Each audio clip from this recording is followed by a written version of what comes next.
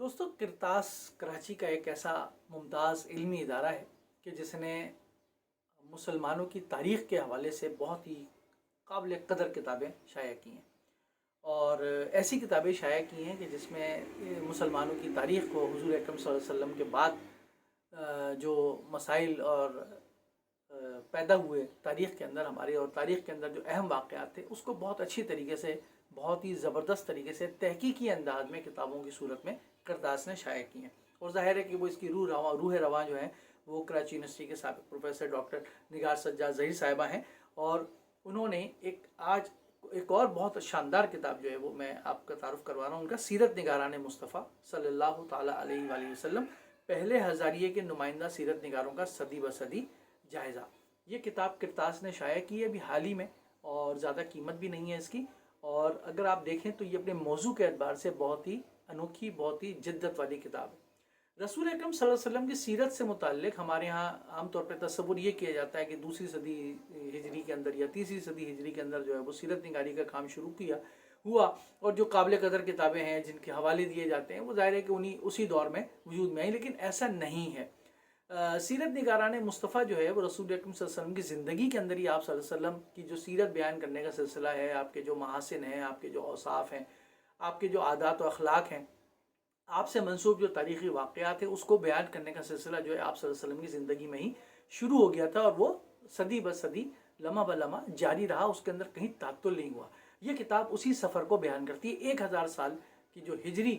سال ہے اس کے جو ممتاز سیرت نگاران مصطفیٰ ہیں اس کا یہ بہترین تعارف کرواتی ہے، اور ان کی تصانیف کا یا ان کی جو بیان کردہ سیرت ہے اس کی جو نمایاں خصوصیات ہیں اس کا یہ تعارف کرواتی ہوئی بہترین کتاب ہے۔ تو یہ کتاب آپ ضرور پڑھیں، اور زیادہ اس کی قیمت بھی نہیں ہے، میں اس کی تفصیل ڈال دوں گا۔ اگر میں آپ کو بتاؤں کہ اس میں پہلا باب فصل اول پہلی صدی ہجری میں ہی مدینہ کے اندر ہی سیرت نگاری کا، جیسے میں نے آپ سے عرض کیا کہ آغاز ہو گیا تھا، اور اس میں نمائندہ سیرت نگار دو انہوں نے لیے ہیں، ابان بن عثمان اور عروہ بن زبیر۔ انہوں نے رسول اکرم صلی اللہ علیہ وسلم کی سیرت کو کس طرح بیان کیا اور کیا بیان کیا، انہوں نے اس کے اندر اس کو بحث کا موضوع بنایا۔ دوسرا باب جو ہے دوسری صدی ہجری کے اندر،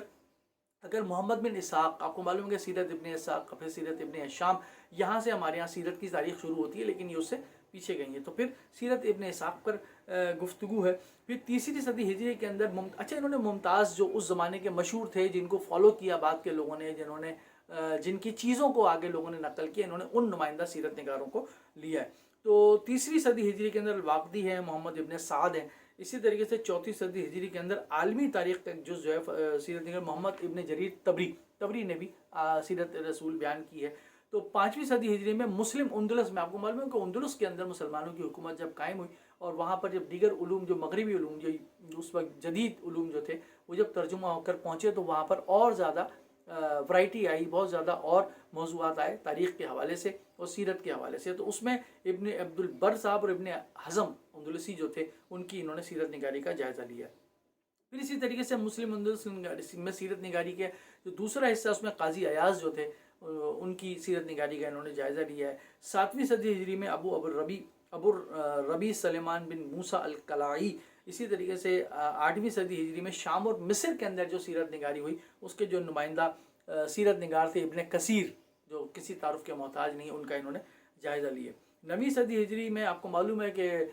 تاریخ کو ایک نیا رخ دینے والے، مسلم تاریخ کو، بلکہ تاریخ کے موضوع کو ایک نیا رخ دینے والے ابن خلدون کی جو سیرت نگاری ہے اس کا انہوں نے جائزہ لیا۔ اور 10ویں صدی ہجری کے اندر نمایاں سیرت نگار انہوں نے محمد بن یوسف الصالحی اور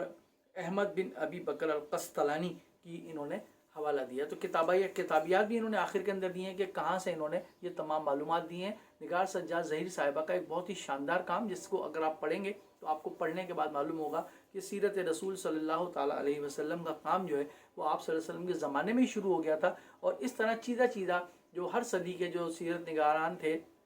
جنہوں نے کام کیا ہے، جنہوں نے آپ صلی اللہ علیہ وسلم کی سیرت کو بیان کیا، اس سیرت کے جو بیان کیا گیا اس کو آگے والوں نے کس طرح فالو کیا اور آگے والوں نے کس طرح نقل کیا، اس کے اندر، اس کتاب کے اندر آپ کو اس کی ایک جھلک نظر آئے گی۔ بہت ہی شاندار، اپنے موضوع کے اعتبار سے بہت ہی کمال کی کتاب ہے، سیرت نگاران مصطفیٰ صلی اللہ تعالیٰ علیہ وآلہ وسلم، پہلے ہزاریے کے نمائندہ سیرت نگاروں کا صدی بصدی جائزہ، نگار سجاد ظہیر صاحبہ، کرتاس، کراچی۔